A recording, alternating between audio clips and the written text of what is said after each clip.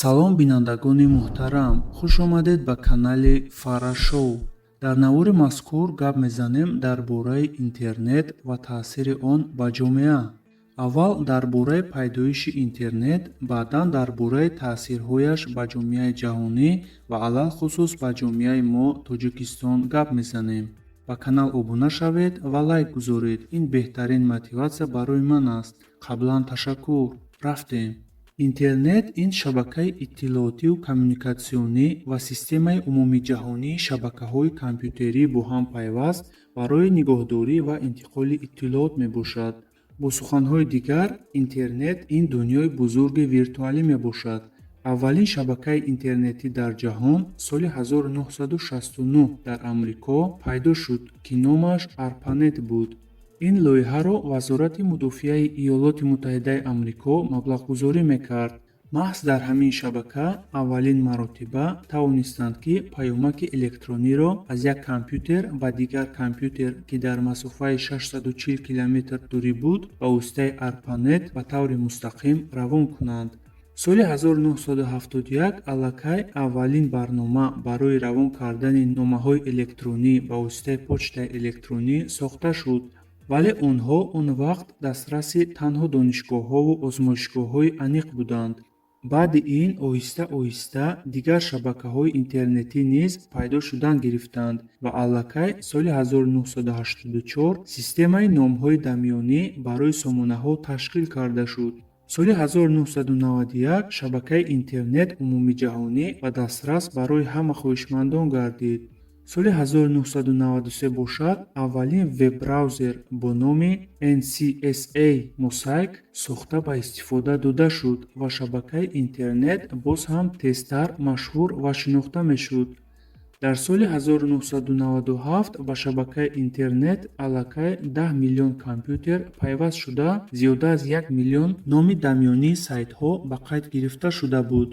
пайвастшавӣ ба интернет бо якчанд восита метавонад шавад. бо воситаи алоқаи спутникӣ, радиоканалҳо, телевиденияи кабелӣ, алоқаи мавҷи телефонӣ, ноқилҳои оптикии махсус ва ғайра. протоколи пайвастшавӣ ин DNS, FTP, IP, HTTP ва HTTPS, забонаш HTML, идентификаторҳои URL ва ғайра. мувофиқи оморҳо, дар аввали соли 2020 истифодабарандагони шабакаи интернет ба 4,5 миллиард нафар расидааст, ки ин тақрибан 55% аҳолии дунё аст. аввалин сомонаҳои ҷустуҷӯӣ дар интернет Wandex ва AliWeb буданд, ки соли 1993 ба истифода дода шуда буданд. сомонаи Google, ки ҳоло машҳуртарин сомонаи ҷустуҷӯӣ дар интернет ҳаст, дертар соли 1998 аз тарафи Ларри Пейҷ ва Сергей Брин ташкил карда шуда буд.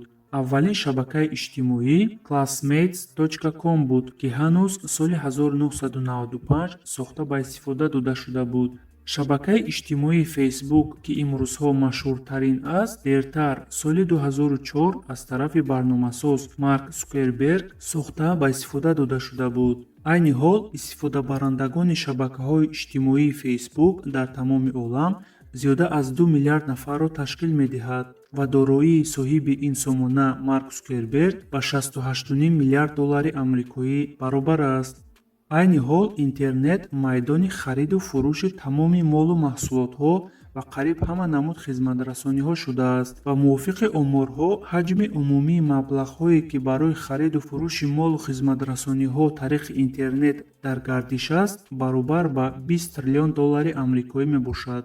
интернети босуръаттарин дар дунё дар ҷойи аввал интернети давлати Чили аст, ки суръаташ 216 мегабайт сония аст. ҷойи дуюм Хитой, ҷойи сеюм Сингапур, ҷойи чорум Таиланд, ҷойи панҷум Гонконг, ҷойи шашум Иёлоти Муттаҳидаи Амрико, ҷойи ҳафтум Дания, ҷойи ҳаштум Аморати Муттаҳидаи Араб, ҷойи нуҳум Монако, ҷойи даҳум Руминия. дар ин рӯйхат Русия дар ҷойи 53-ум қарор дорад. Тоҷикистон бошад дар ҷойи 104-ум бо суръати 30 мегабайт сония. дар ҷойи охирон бо суръати 1,5 мегабайт сония давлати Куба ҷойгир аст. аз ҷиҳати нарх бошад, арзонтарин интернет дар дунё дар давлати Исроил аст, ки нархи 1 гигабайт трафик баробар ба 5 сент ё ин ки тақрибан 50 дирҳами тоҷикӣ мебошад. дар ҷойи дуюм Қирғизистон бо нархи 15 сент барои 1 гигабайт, тақрибан 1.5 сомони мо. ҷойи сеюм давлати Фиҷи, ҷойи чорум Италия, ҷойи панҷум Судан, ҷойи шашум Русия, ҷойи ҳафтум Молдавия, ҷойи ҳаштум Бангладеш, ҷойи нуҳум Шри-Ланка, ҷойи даҳум Чили. Тоҷикистон дар ин рӯйхат дар ҷойи 42-ум бо нархи $2.60 барои 1 гигабайт ҷойгир аст. акнун дар бораи таъсири интернет ба ҷомеа чӣ хеле ки ба ҳама маълум ҳаст, ҳама чизи дунё ҳам ҷиҳати хубӣ дорад ва ҳам ҷиҳати бадӣ. Инчунин интернет ҳам ҷиҳатҳои бад ва хуб доранд. интернет худ як воситаи алоқаи фосилавӣ, яъне дистансионӣ байни одамон аст ва хубияш дар ин аст, ки мо метавонем аз хона набаромада ба воситаи телефонамон ё компютерамон ба интернет ворид шуда дар бораи ин ё он чизе ки ба мо лозим аст маълумот бигирем.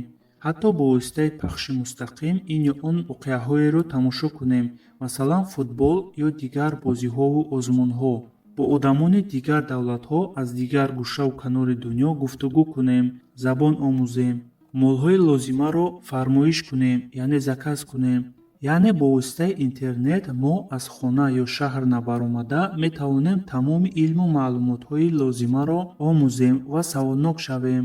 барои муқоиса вақтҳои пеш барои олим ё босавод шудан, яъне хондану навиштанро ёд гирифтан, аз қишлоқу шаҳри худ баромада ба шаҳрҳои фарҳангӣ калони ҳамсоядавлатҳо ҳатто мерафтанд ва солҳо дар мактабу мадрасаҳои он мехонданд, то ки соҳиби хату савод шаванд. имрӯз ҳамааш дар интернет ҳаст, фақат даромада омӯхтан лозим. қисме аз истифодабарандагон бошанд бо ёрии интернет шинос шуда оила барпо мекунанду соҳиби ҳамсар, соҳиби шавҳар мешаванд. баъдияш ин аст, ки қаллобон, бадрафторон, фоҳишаҳо, экстремистон, террористон ва дигар афродҳои бадкирдору золим шуморо метавонанд ба доми худ кашида барои расидан ба мақсадҳои нопоки худ истифода баранд.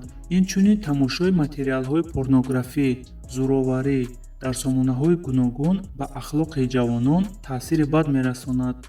агар як бор сомонаҳои иҷтимоиро назар кунем, ҷавонони хориҷа аз ғарб он су истанд, ҷавонони ҷомеаи мо Тоҷикистон, ҷомеаи шарқӣ, ҷомеаи мусалмон то чӣ дараҷа бадахлоқу бадгуфтор шудаанд. масалан ба мессенҷери имо ба раздели комнатаҳо як бор даромада назар кунед, ҷавонони мо дар бораи чӣ гап мезананд, чӣ гуна мавзӯъҳоро пеша мекунанд. 90%аш фаҳшу бемаънигарӣ аст. духтарону писарон гапҳое мегӯянд, ки дар ҳаётат нашунидаӣ. ба худо қасам, вақте ман бори аввал ба ин раздели имо даромада чунин гапу гапҳоро дидам, сахт зиқ шудам, ки наход халқи мо то ҳамин дараҷа бадахлоқ шуда бошад.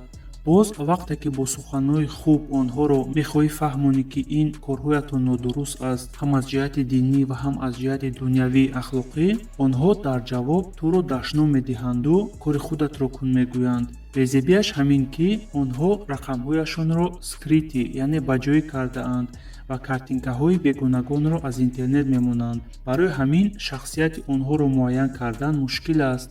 хуб мешуд агар дар сатҳи давлатӣ ин масъаларо дида чорандешӣ мекарданд, то ки чунон омилҳо дар ҳудуди Тоҷикистон камтар ё ин ки пурра нобуд мешуд.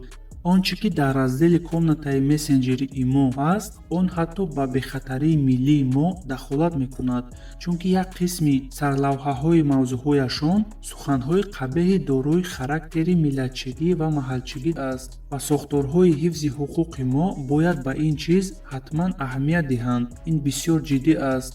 версияи пешинаи имо нағз буд, вале версияҳои наваш бо ҳамин комнатаҳояш барои ҳолати маънавии ахлоқии мардум ва ягонагии миллӣ бисёр хатарнок шудааст. ҳамин иморо маҳкам мекарданд аз пушти ҳамон разделаш, агар он нафарони бадахлоқу маҳалчиашро ёфтан мушкил бошад.